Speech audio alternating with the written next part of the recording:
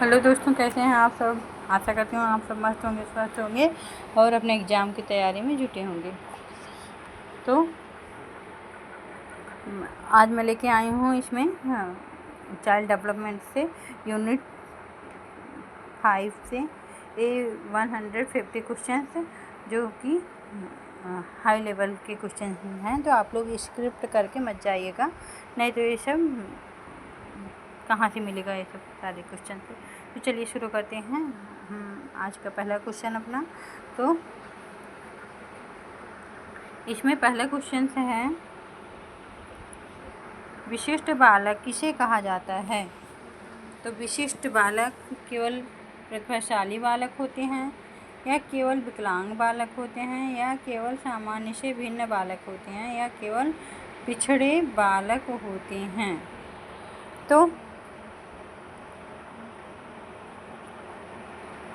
तो देखते हैं कि वे बालक जिनके पास सामान्य बच्चों से ज़्यादा बुद्धि होती है, वे बालक भी अलग बालकों की श्रेणी में आते हैं, प्रतिभाशाली बालक होते हैं। और जो बालक सामान्य बच्चों से किसी न किसी रूप में अलग होते हैं, तो बच्चे विशिष्ट बालक के रूप में होते हैं। और यह अंतर बुद्धि, व्यवहार और शारीरिक क्षमता, सीखने की गति और भावनात्मक स्थिति में हो सकता है। और कुछ बच्चे बहुत तेज़ होते हैं और कुछ बच्चे कम तेज़ होते हैं, और कुछ बच्चों को पढ़ाई में कठिनाई आती है। तो ऐसे भी बच्चे जो कि विशिष्ट बालक की श्रेणी में आते हैं और उनकी आवश्यकता के अनुसार विशेष शिक्षा की भी ज़रूरत होती है। तो इसका करेक्ट ऑप्शन जाएगा कि सामान्य से भिन्न बालक, मतलब सामान्य कैटेगरी से भिन्न बालक भी विशिष्ट बालकों की श्रेणी में आते हैं। तो अगला क्वेश्चन देखते हैं कि निम्न में से विशिष्ट बालक की श्रेणी में आते हैं। ऑप्शन है ए प्रतिभाशाली, बी मंदबुद्धि, सी समस्यात्मक, डी उपरोक्त सभी। तो इसी में बच्चे कंफ्यूज हो जाते हैं। तो कोई प्रतिभाशाली पे लगा देता है, कोई मंदबुद्धि पे, तो कोई समस्यात्मक बालक पे। तो ये जो है सब विशिष्ट बालक की श्रेणी में से आप लोग ध्यान से समझिएगा कि ये सब आते हैं कि मंदबुद्धि वाले बालक समस्यात्मक होते हैं। प्रतिभाशाली बालक भी अपनी तेज बुद्धि के कारण ये सबसे अलग होते हैं, तो इन्हें भी विशिष्ट बालकों की श्रेणी में रखा जाता है। तो इसका करेक्ट ऑप्शन जाएगा उपरोक्त सभी पर। तो अगला क्वेश्चन देखते हैं कि मानसिक रूप से मंद बालकों का IQ सामान्यतः कितना होता है। तो विशिष्ट बालक का 130 से अधिक होता है। तो मानसिक रूप से मंद बालकों की बुद्धि लब्धि सामान्य स्तर से कम होती है। ऐसे बच्चों को नई बातें समझने और याद रखने में विशेष कठिनाई होती है। उन्हें सरल भाषा, अधिक भाषा और विशेष प्रशिक्षण की आवश्यकता होती है ताकि वे धीरे धीरे सीख सकें। तो इसका करेक्ट ऑप्शन जाएगा क्योंकि बुद्धि लब्धि जो होती है वो 70 से भी कम होती है। तो देखते हैं अगला क्वेश्चन कि समावेशी शिक्षा का मुख्य उद्देश्य क्या है।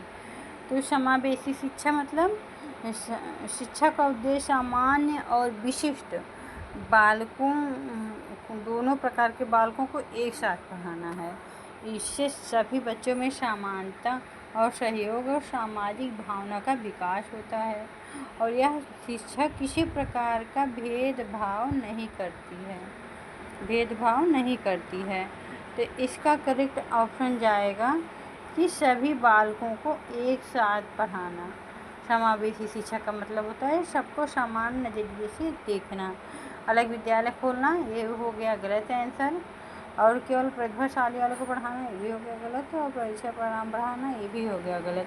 तो चलिए देखते हैं हमारा अगला क्वेश्चन कि दृष्टिबाधित बालकों के लिए कौन सी लिपि उपयोगी होती है? ए रोमन, बी ब्रेल, सी देवनागरी, डी उर्दू।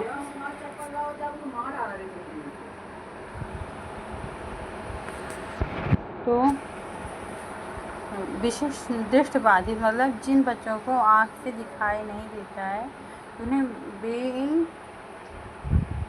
ब्रेल लिपि के माध्यम से पढ़ाया जाता है।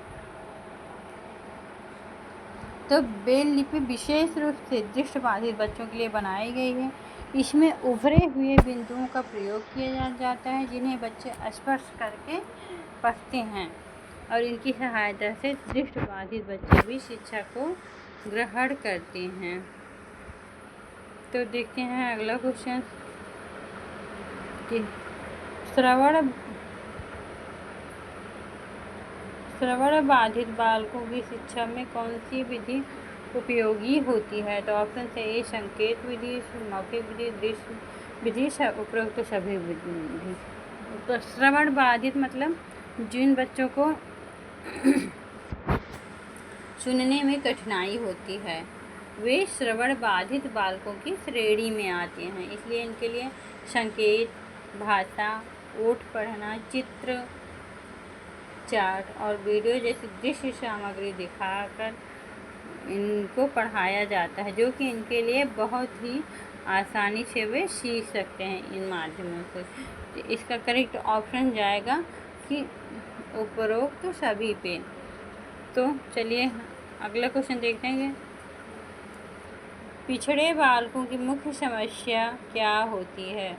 तो एक तीव्र स्मरण शक्ति होती है, इनकी उच्च बुद्धि होती है, सी धीमी शैक्षिक प्रगति होती है और डी नेतृत्व क्षमता होती है। तो पिछड़े बालक अपनी कक्षा और आयु के अनुसार अपेक्षित सफलता क्या नहीं कर पाते हैं, प्राप्त नहीं कर पाते हैं।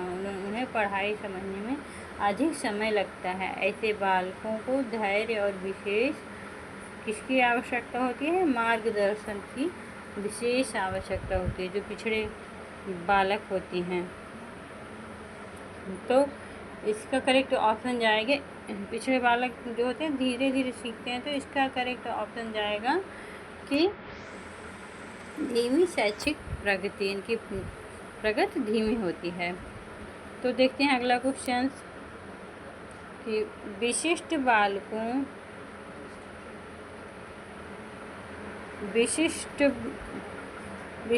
बालकों की शिक्षा का मुख्य उद्देश्य क्या है?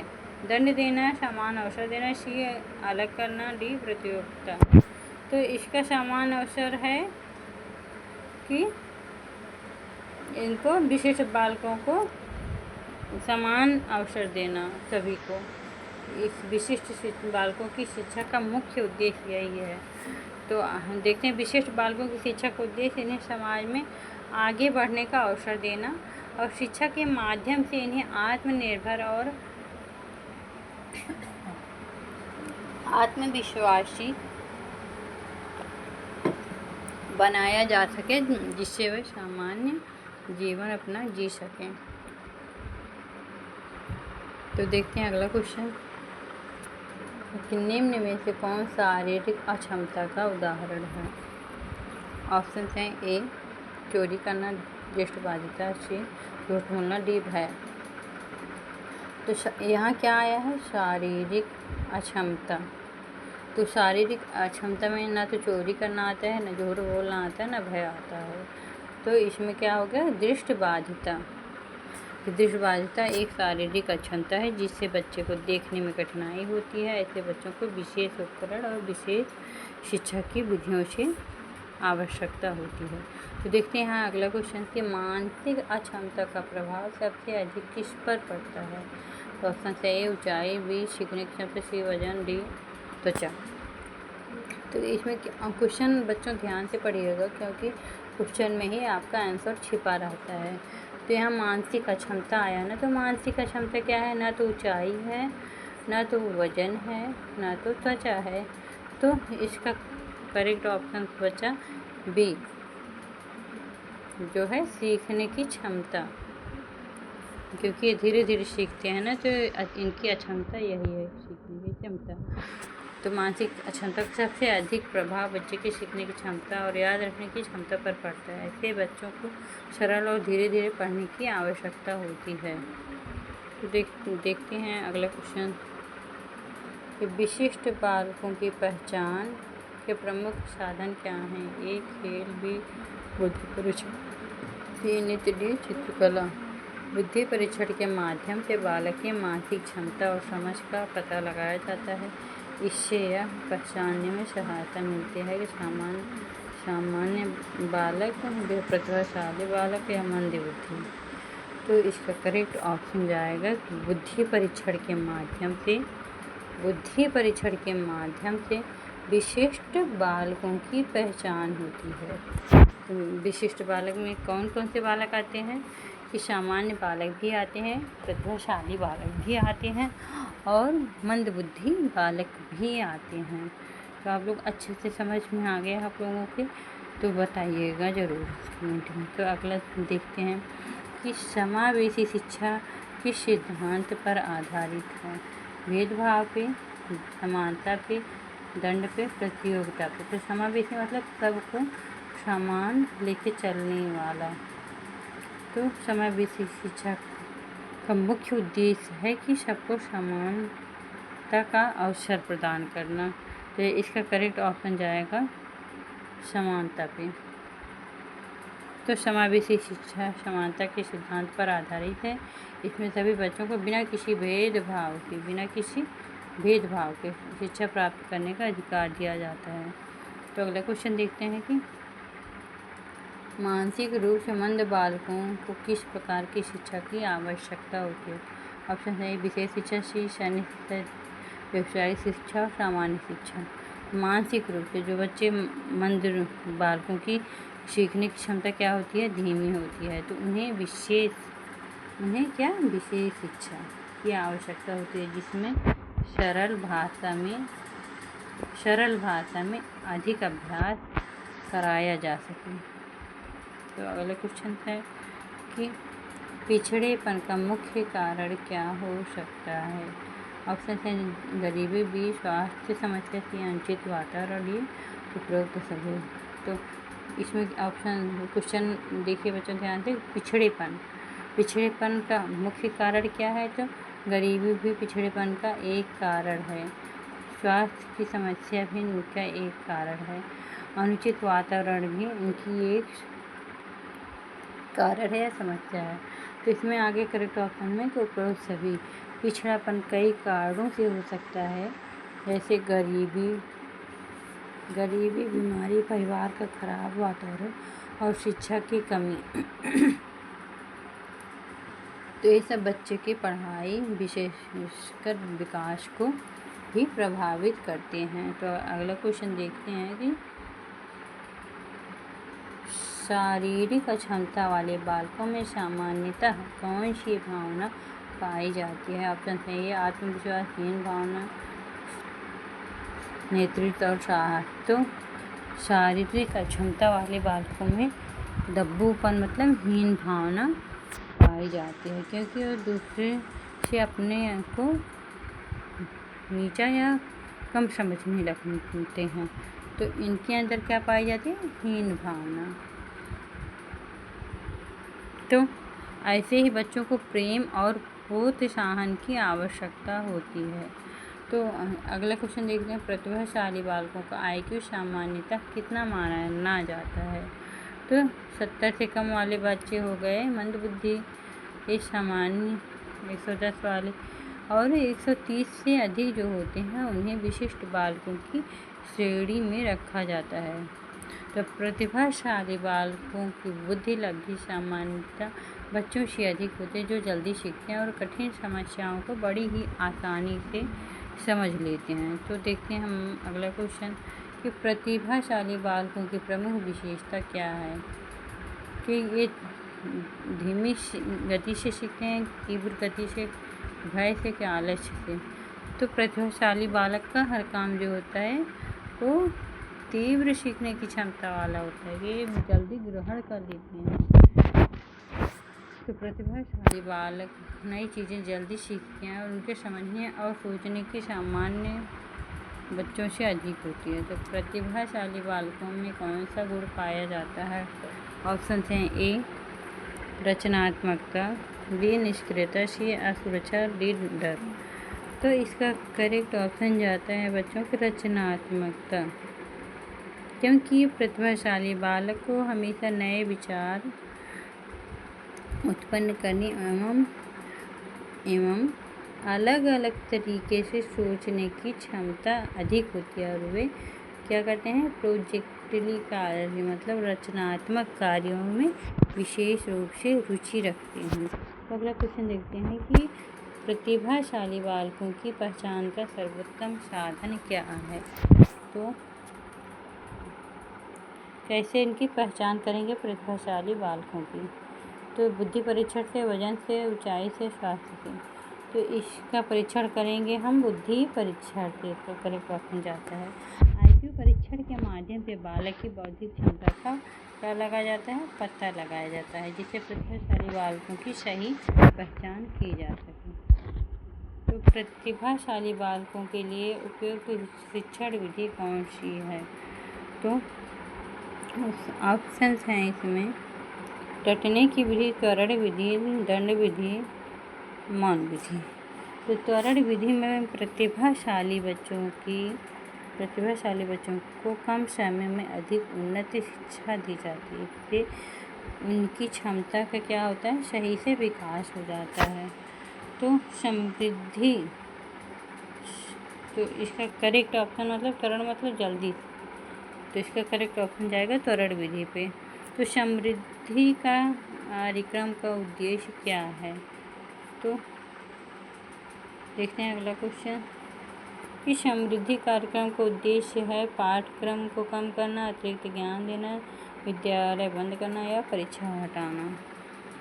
तो इसका करेक्ट ऑप्शन जाता है कि अतिरिक्त ज्ञान देना समृद्धि कार्यक्रम के। तो समृद्धि कार्यक्रम का मुख्य उद्देश्य है कि प्रतिभाशाली बच्चों को सामान्य पाठ्यक्रम से अधिक ज्ञान और क्या देना, अनुभव देना, ताकि उनकी प्रतिभा का और अच्छे से विकास हो सके। तो प्रतिभाशाली बालकों में कौन सी प्रवृत्ति पाई जाती है? ये जिज्ञासु होते हैं, कालसी होते हैं कि भय इनके अंदर रहता है कि ये निर्भरता इनके अंदर ज़्यादा होती है। तो प्रतिभाशाली बालक वे बालक होते हैं जो नई नई बातें जानने के लिए हमेशा तैयार रहते हैं। वे हर विषय के बारे में क्या करते हैं, अधिक जानकारी प्राप्त करना चाहते हैं। तो अगला क्वेश्चन देखते हैं। तो इनका करेक्ट ऑप्शन होता है कि ये जिज्ञासु होते हैं। तो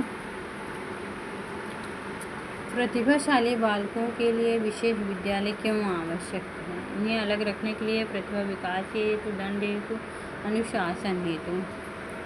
तो प्रतिभाशाली बालकों के लिए बच्चों की क्षमता के अनुसार शिक्षा दी जाती है, इससे उनकी क्षमता और रचनात्मकता का बेहतर विकास हो सके।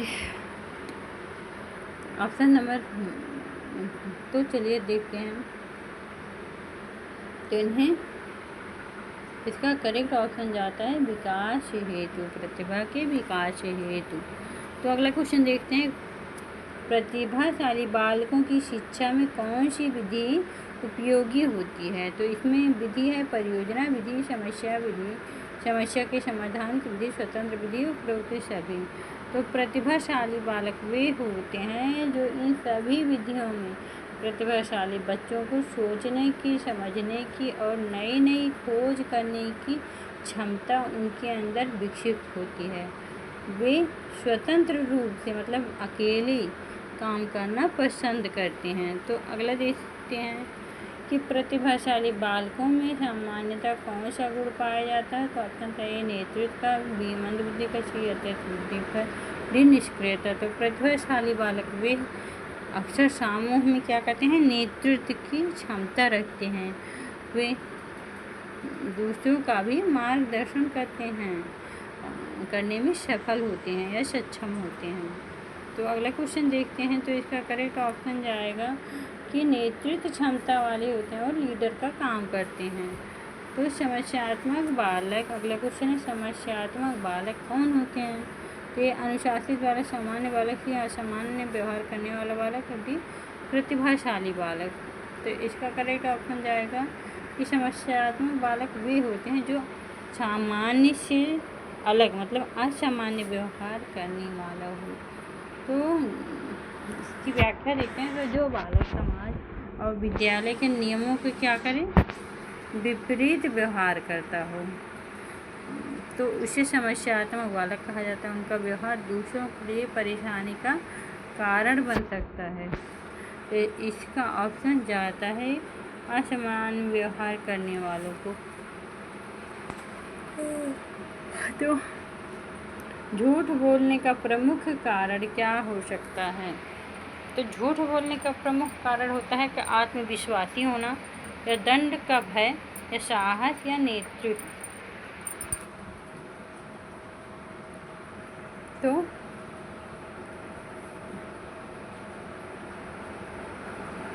इसमें साहस, नेतृत्व, आत्मविश्वास ना होके इसका करेक्ट ऑप्शन जाता है कि दंड का भय, क्योंकि बच्चा अपने आप को सुरक्षित रखने के लिए झूठ बोलता है। इसका मुख्य कारण यही है कि अक्सर बच्चे जो हैं दंड से बचने के लिए क्या करते हैं, झूठ बोल देते हैं। कि यदि बच्चों के साथ बहुत कठोर व्यवहार न किया जाए तो उनमें झूठ बोलने की आदत कम बढ़ जाती है। तो इसका ऑप्शन जाएगा कि दंड का भय, करेक्ट ऑप्शन। तो अगला क्वेश्चन देखते हैं कि चोरी की आदत किस कारण से विकसित होती है? ऑप्शन सही प्रेम, बी संतोष, सी अभाव, गलत संगत, डी अनुशासन। चोरी करना गरीबी, ज़रूरतों की कमी, गलत मित्रों की संगति चोरी करने की आदत को क्या करती है, बढ़ावा देती है। और परिवार और समाज का भी वातावरण बच्चे के व्यवहार को बहुत प्रभावित करता है।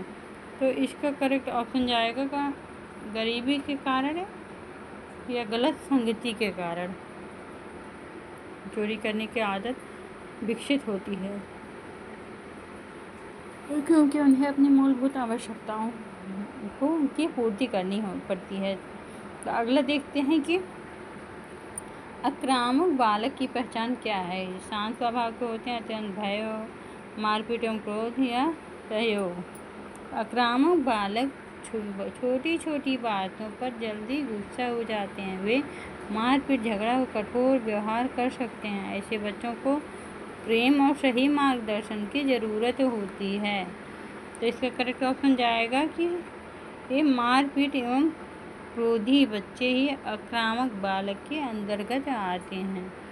तो अब अगले क्वेश्चन देखते हैं कि बिस्तर गीला करने की समस्या को क्या कहते हैं? Hysteria, neurosis, enuresis, phobia. तो नींद में अनजाने में मूत्र त्याग करने की समस्या को एन्यूरोसिस कहा जाता है। यह समस्या छोटे बच्चों में अधिक देखी जाती है। कई बार यह समस्या डर और तनाव का भी कारण हो सकती है। तो इसका करेक्ट ऑप्शन जाएगा कि एन्यूरोसिस। तो अगला क्वेश्चन देखते हैं कि बाल अपराध का मुख्य सामाजिक कारण क्या है? ऑप्शन से ए अच्छा वातावरण, बी पारिवारिक विघटन, सी नैतिक शिक्षा, डी अनुशासन। तो बाल अपराध का मुख्य कारण क्या है कि बच्चे बाल अपराधी क्यों बन जाते हैं? तो हाँ, देखते टूटे हुए परिवार, माता पिता के झगड़े और प्रेम की कमी से बच्चे गलत रास्ते पर जा सकते हैं। और परिवार का वातावरण बच्चे के इसमें व्यवहार पे गहरा असर डालता है। तो इसका करेक्ट ऑप्शन जाएगा पारिवारिक विघटन पे। तो डरपोक बालकों में कौन सा गुण पाया जाता है? ये आत्मविश्वासी होते हैं, नेतृत्व वाले होते हैं, ये असुरक्षा वाले होते हैं, ये साहसी होते हैं। तो डरपोक बालक में क्या होता है कि ये अपने आप को असुरक्षित महसूस करते हैं। तो डरपोक बच्चों में आत्मविश्वास की कमी होती है, वे स्वयं को असुरक्षित महसूस करते हैं और हर काम में क्या करते हैं, डरते रहते हैं। तो अगला क्वेश्चन देखते हैं, समस्यात्मक बालकों के सुधार का सर्वोत्तम उपाय क्या है। ये कठोर दंड वाले होते हैं, ये अपेक्षा करते हैं, ये परामर्श एवं प्रेम और भय। तो इसका करेक्ट ऑप्शन जाएगा परामर्श और प्रेम से इन बच्चों को सुधारा जा सकता है कि सही परामर्श मिले और प्रेम के द्वारा। समस्यात्मक बच्चों को डांटने और मारने से समस्या बढ़ सकती है। इनको प्रेम और सहानुभूति और सही परामर्श से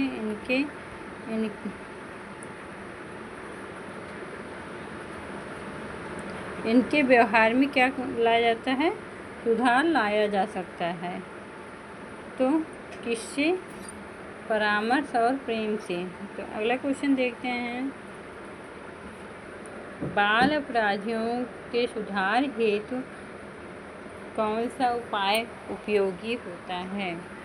तो इसमें है, बाल अपराधियों के सुधार के लिए केवल दंड पर्याप्त नहीं होता है, उन्हें परामर्श, शिक्षा और व्यवसायिक प्रशिक्षण देकर उन्हें सही दिशा में आगे बढ़ाया जा सकता है। तो इसका करेक्ट ऑप्शन जाता है उपरोक्त सभी पे कि सुधार गृह भेजा जाता है, परामर्श अच्छा दिया जाता है और व्यवसायिक प्रशिक्षण भी अच्छा दिया जाता है। तो इसका करेक्ट ऑप्शन जाता है कि उपरोक्त सभी पे। तो अगला क्वेश्चन देखते हैं बच्चों। तो आप लोग हमारे साथ ज़रूर बने रहिएगा, क्योंकि हम लोग लाते हैं बहुत मेहनत से ढूंढ के ये क्वेश्चन जो कि अक्सर एग्ज़ाम में आए हुए हैं। यही क्वेश्चन घुमा फिरा के आयोग के द्वारा पूछा जाता है। तो देखते हैं बच्चों अगला क्वेश्चन कि समस्यात्मक व्यवहार का मुख्य कारण क्या है। स्वस्थ वातावरण भी, भावनात्मक असंतुलन, संतोष, अनुशासन। जब बच्चे को प्रेम, सुरक्षा और समझ नहीं मिलती है तो उनके मन में तनाव और असंतुलन पैदा हो जाता है और यहीं से बच्चा असंतुलित होकर आगे चलकर समस्यात्मक बालक बन जाते हैं। तो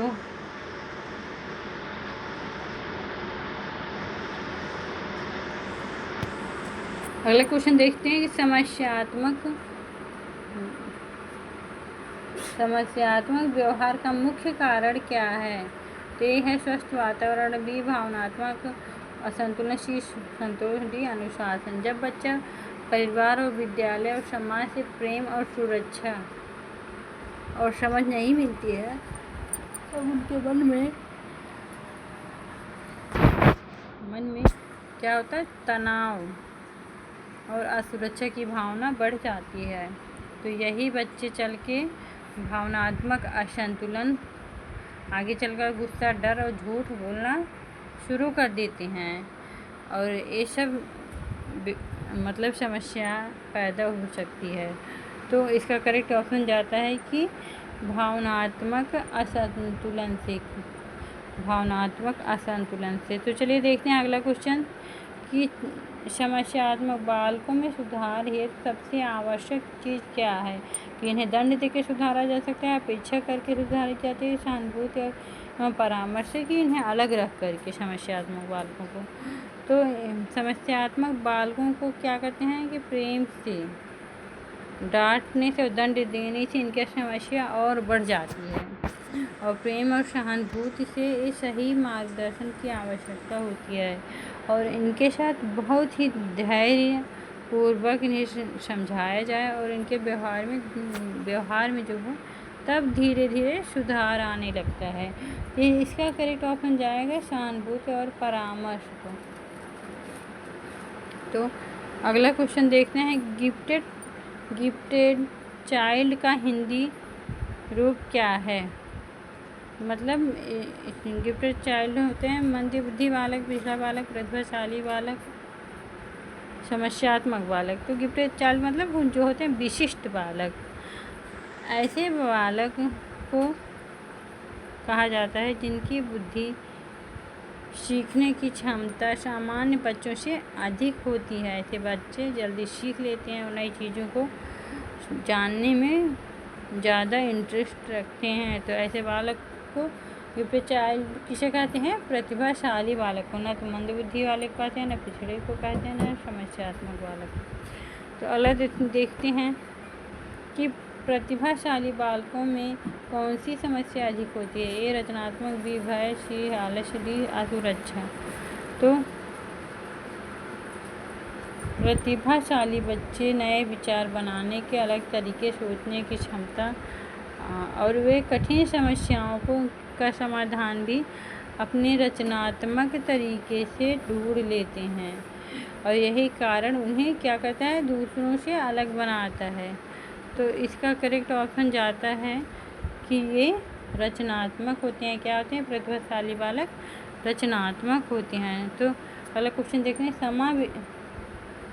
समावेशी शिक्षा का मुख्य आधार क्या है? तो समावेशी शिक्षा का मुख्य आधार है कि प्रतियोगिता, सामान्य अवसर, दंड, पृथक्करण। समावेशी शिक्षा में सभी बालकों को समान अवसर दिया जाता है और विशिष्ट बालक को एक साथ पढ़ाया जाता है। और तो इसका ऑप्शन जाता है सामान्य अवसर। तो